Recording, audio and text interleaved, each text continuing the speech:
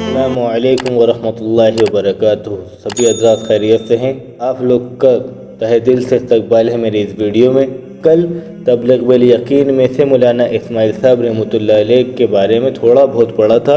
آج پھر سے ہم انہی کی زندگی کے اندر سے تھوڑا پھر کچھ اس کتاب میں سے پڑھیں گے۔ تو آپ لوگ اپنے بزرگان دین کے بارے میں سننا پسند کرتے ہیں اور سننا چاہیے۔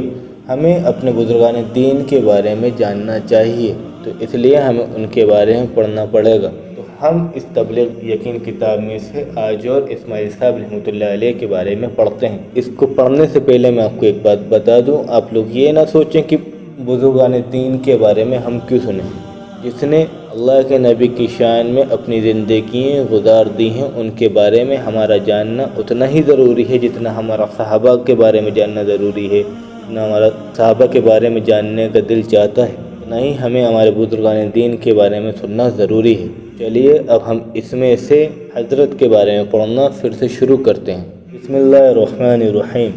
صاحب رحمۃ اللہ علیہ کے حقیقی بھتیجے مولانا مظفر حسین رحمۃ اللہ علیہ، حضرت شاہ اسحاق صاحب رحمۃ اللہ علیہ کے نہایت عزیز شاگرد، حضرت شاہ محمد یعقوب رحمۃ اللہ علیہ کے مجاز اور حضرت یس صاحب رحمۃ اللہ علیہ اور ان کے رفقا دیکھنے والے تھے۔ اپنے زمانے کے بڑے صلحاء میں سے تھے، اور روح و تقویٰ آپ کا خاص ظہر تھا۔ پھر مسلم بات ہے، ان کے میدان نے کبھی کوئی مشتبہ چیز قبول نہیں کی۔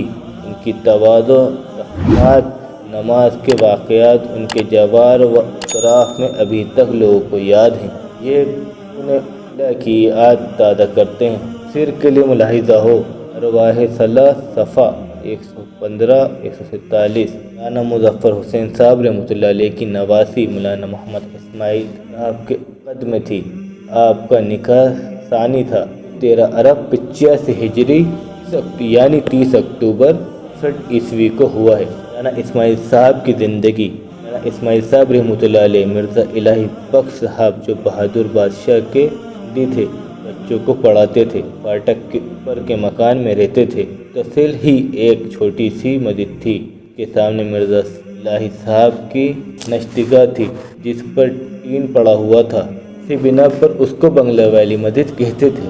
مولانا اپنی زندگی عزت و غمنامی اور عبادت میں گزار رہے تھے۔ خود مرزا الہی بخش صاحب کو ان مرتبہ کا احساس اس وقت ہوا مولانا کے تجاوز دعوت ہونے کا ان کو ذاتی تجربہ ہوا۔ ذکر و عبادت کے آئے گئے مسافروں، خدمت اور قرآن مجید و دین کی تعلیم شب و روز کا مشغلہ تھا۔ خدمت و تواضع کا یہ عالم تھا کہ جو مزدور بوجھ لاتے ہوئے سے ادھر آ نکلتے، ان کا بوجھ اتار رکھتے، اپنے ہاتھ سے ڈول کھینچ کر ان کو پانی پلاتے، 2 رکعت نماز شکرانہ ادا کرتے کہ اللہ تو نے مجھے اپنے بندوں کی اس خدمت کی توفیق دی، اس قابل نہ تھا۔ عام اجتماع و ہجوم کے زمانے میں پانی اور لوٹوں کا خاص اہتمام رکھتے، رضا الہی و قربت خداوندی کا ذریعہ سمجھ کر حلق خدا کی راحت ثانی اور خدمت میں مشغول رہتے۔ مولانا ہر وقت ذاکر رہتے، مختلف اوقات و حالات کے متعلق حدیث میں جو اذکار ہیں ان کی پابندی کرتے تھے۔ آپ کو اس طرح مرتبہ احسان حاصل تھا۔ ایک مرتبہ آپ نے حضرت مولانا راشد احمد صاحب گنگوہی رحمۃ اللہ علیہ سے طریقہ سلوک حصول خواہش کی۔ مولانا نے فرمایا کہ آپ کو اس کی حاجت نہیں، جو اس تاریخ اور ان ذکر و اذکار کا مقصود ہے وہ آپ کو حاصل ہے۔ اس کی مثال ایسی ہے کہ کوئی شخص قرآن مجید پڑھنے کے بعد یوں کہے کہ قاعدہ بغدادی میں نے نہیں پڑھا، اس کو بھی پڑھ لوں۔ مولانا کو قرآن مجید کی تلاوت اور ورد سے خاص شغف تھا۔ ایک تمنا تھی کہ بکریاں چراتا رہوں اور قرآن پڑھتا رہوں۔ رات کو اس کا خاص اہتمام تھا کہ گھر والوں میں سے کوئی نہ کوئی جاگتا رہے۔ 12-1 بجے تک صاحبزادے مولانا یحییٰ صاحب رحمۃ اللہ علیہ مطالعہ میں مشغول رہتے۔ اس وقت مولانا اسماعیل صاحب رحمۃ اللہ علیہ بیدار ہو جاتے، مولانا یحییٰ صاحب رحمۃ اللہ علیہ سو جاتے۔ پچھلے پہر بڑے صاحبزادے مولانا محمد صاحب رحمۃ اللہ علیہ کو بیدار دیتے۔ یہ اتنی سلیق الواقع ہوئی تھی کہ کسی کو آپ سے کوئی شکایت نہ تھی۔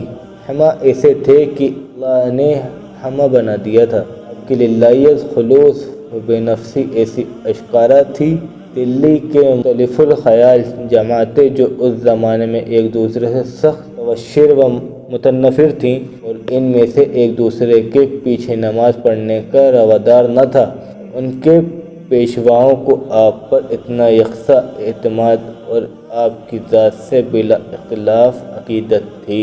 ہم نے پھر آج اس میں سے اسماعیل صاحب رحمۃ اللہ علیہ کے بارے میں تھوڑا پھر کچھ پڑھا ہے، آگے پھر رہیں گے۔ ہمارے بزرگان دین کی زندگی شروع سے لے کے کیسے گزری ہے، کیسے کے ساتھ ہوا ہے، وہ ساری کی ساری ایک ویڈیو میں نہیں آئیں گی، اس لیے ان ویڈیوز کے پارٹ آئیں گے۔ ابھی مولانا صاحب اسماعیل صاحب رحمۃ اللہ علیہ کی زندگی کے اوپر واقعے چل رہے ہیں، آپ لوگ ان کی زندگی کے بارے میں اچھے سے غور سے سنیں، اپنے گھر کے لوگوں کو بھی ان بزرگان دین کے بارے میں سنوائیں۔